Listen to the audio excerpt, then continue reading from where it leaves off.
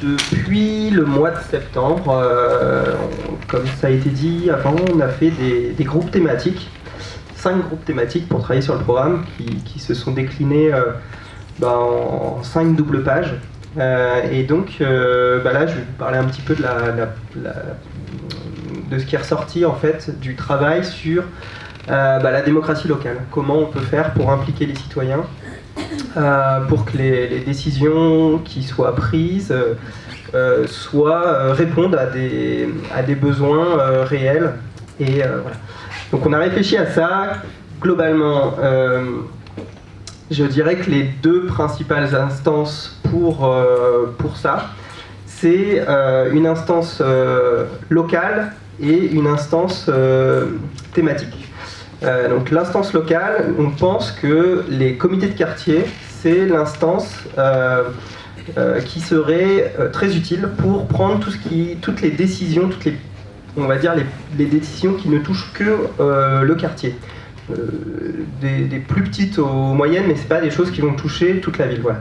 Donc le comité de quartier, qui sont constitués de volontaires et de personnes tirées au sort, moitié-moitié. Donc il y en aurait un par quartier. Ensuite, la commission participative, là c'est plutôt sur une thématique. Par exemple, on pourrait avoir une commission participative sur l'urbanisme pour toutes les questions qui touchent justement à la question du développement, de la bétonisation, etc. L'urbanisme toucherait à ça. La commission des mobilités, pour travailler sur tout ce qui est pistes cyclables, circulation, voilà. Donc il y aura des commissions thématiques comme ça, qui seront du coup transverses à tous les quartiers. C'est vraiment des commissions au niveau de la ville. Donc ça c'est la commission participative que je venais d'évoquer. Et ce qui découle d'une commission participative, en général, c'est qu'il y a des projets qui sont lancés. Donc je peux prendre un exemple d'une ville qui pratique déjà ce type de fonctionnement. L'un des premiers projets qu'ils ont lancé, c'est la réfection de leur éclairage au niveau de la ville. Ils ont lancé un groupe action projet sur l'éclairage sur l'ensemble de la ville. Dans ce cas-là, tous les volontaires sont invités à venir réfléchir, travailler ensemble sur comment faire pour à la fois répondre aux exigences de sentiment de sécurité, répondre aux besoins d'éclairage, répondre aux besoins de pollution lumineuse, aux problèmes de pollution lumineuse, etc.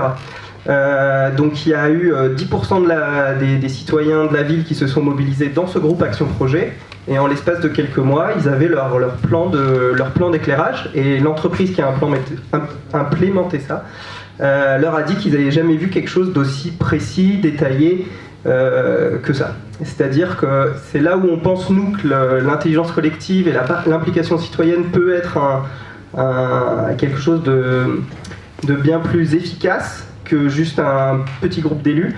C'est que les habitants ont une certaine expertise de fait qu'ils sont habitants leur quartier, habitants leur ville, que du coup les élus ne peuvent pas avoir parce qu'ils sont juste pas assez, quoi. Voilà, donc les groupes action projet, c'est simplement, voilà, c'est orienté projet. Une fois que le projet est terminé, le groupe disparaît.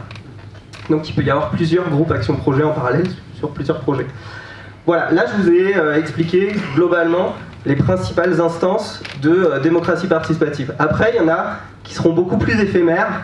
Ça sera les assemblées citoyennes, qui sont en fait des assemblées vraiment sur un gros projet de la ville, où là, en fait, on regroupe les citoyens, enfin, on tire au sort les citoyens, on fait une assemblée de tir au sort, mais c'est pas censé y en avoir très souvent. C'est-à-dire, sur un mandat, il n'y en aura que quelques-unes, parce que c'est vraiment pour les très très gros projets.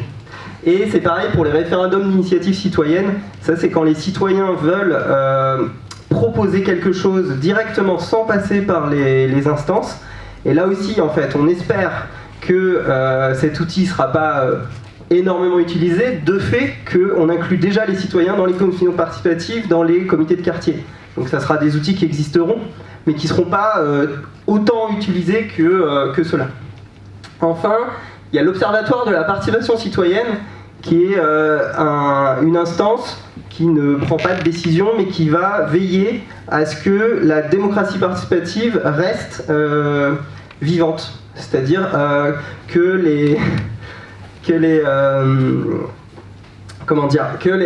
élus font en sorte de faire vivre cette implication citoyenne. Donc c'est juste un observatoire. Voilà, et enfin il y a le conseil municipal qui existe déjà et le comité de pilotage qui existe déjà. En fait, ça c'est les instances pour entériner les décisions qui sont prises. Voilà, je pense que j'ai globalement résumé ce en quoi on a réfléchi et comment ça pourrait fonctionner. Cela dit, l'une de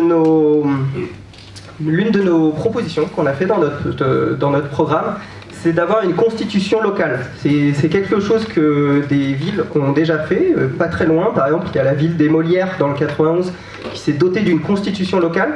C'est-à-dire que nous, en tant que on va dire,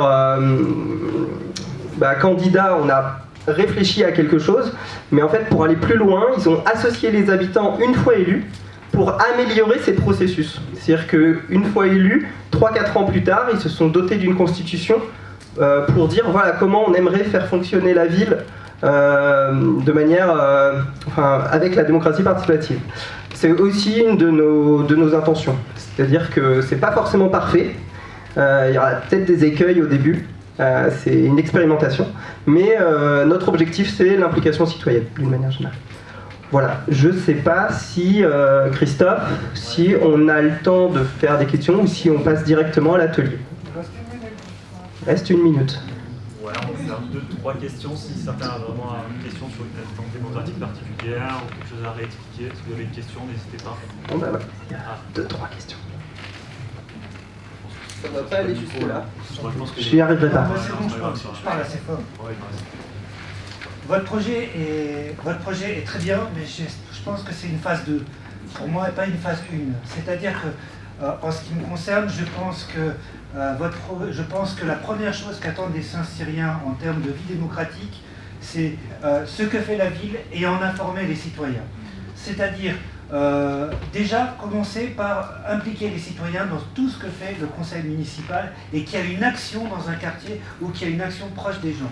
Parce que généralement, quand on voit des travaux arriver près de chez nous, on n'est jamais au courant, on ne sait pas ce qui se passe. Ah bah tiens, la ville fait un trou, puis le lendemain fait un trou à côté, on ne sait jamais ce qui se passe.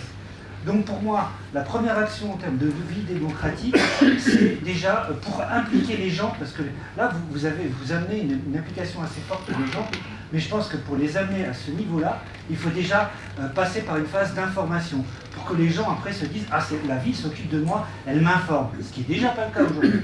D'accord ? C'est-à-dire que si déjà vous informez les Saint-Cyriens sur quelque chose d'autre de plus sympathique que Facebook, parce que Facebook, tout le monde n'a pas envie d'y être, déjà commencer à faire un lien entre la ville et les Saint-Cyriens, déjà, en temps réel, mais les informer non seulement sur les travaux, sur ce que fait la ville, mais si par exemple il s'organise un jeu d'échecs avec son association, qu'il en informe également les gens de son quartier. Si monsieur ouvre une boutique dans le même quartier que moi, que j'en sois informé également.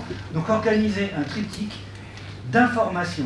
Et après seulement vous pouvez attaquer votre phase 2 qui permettra aux gens de dire ouais, la ville s'occupe de moi, je sais ce qui se passe dans mon quartier et maintenant je vais foncer et je vais participer à cette aventure. Merci pour l'intention. Ouais. Oui, on est... Du coup, pour nous, c'est totalement complémentaire ce que vous dites par rapport à ce qu'on propose. C'est-à-dire que si on prend un cas concret, vous parlez si la ville fait un trou. Je vais prendre un cas plus concret. Je prends l'exemple de l'Épidore, le quartier de l'Épidore, au niveau de tout ce qui est marquage au sol et au moment où la ville a mis en place un stationnement, zone bleue, macaron, tout ça.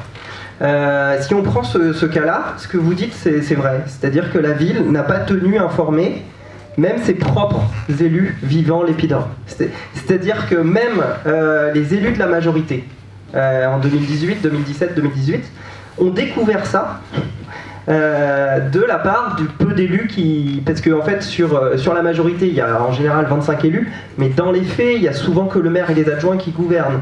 Même les conseillers municipaux, souvent, ne sont pas spécialement informés des décisions prises. Donc ce que vous dites, c'est complètement vrai, c'est un truc qui manque clairement à Saint-Cyr-l'École, c'est de l'information. Mais c'est complémentaire, c'est-à-dire que si dans la commission thématique sur ce que je disais, sur tout ce qui est mobilité douce, mobilité, stationnement, circulation, s'il y a effectivement un projet de révision du stationnement dans un quartier, la première des choses à faire, c'est effectivement via le bulletin municipal, via les réseaux sociaux, mais aussi via, pourquoi pas, des applications téléphoniques ou des mails ou des outils de communication via des panneaux d'information. À Saint-Cyr, les panneaux d'information sont assez peu utilisés, on va dire de manière lisible, c'est-à-dire qu'il faut vraiment se rapprocher à 50 cm pour lire les informations. Sinon, globalement, on ne nous appelle pas trop. Bon, mais la première des choses, c'est d'appeler à participer, d'appeler en disant voilà, la commission Intel a un projet de truc. D'ici 2 mois, d'ici 3 mois, et cette information doit être donnée pour qu'il y ait de la participation ensuite, pour réfléchir ensemble à comment on fait. Donc pour moi, c'est pas... Comme vous dites, oui, c'est une phase 2, c'est-à-dire qu'il faut toujours commencer par une phase d'information avant de faire une phase de co-construction. Enfin, on est d'accord.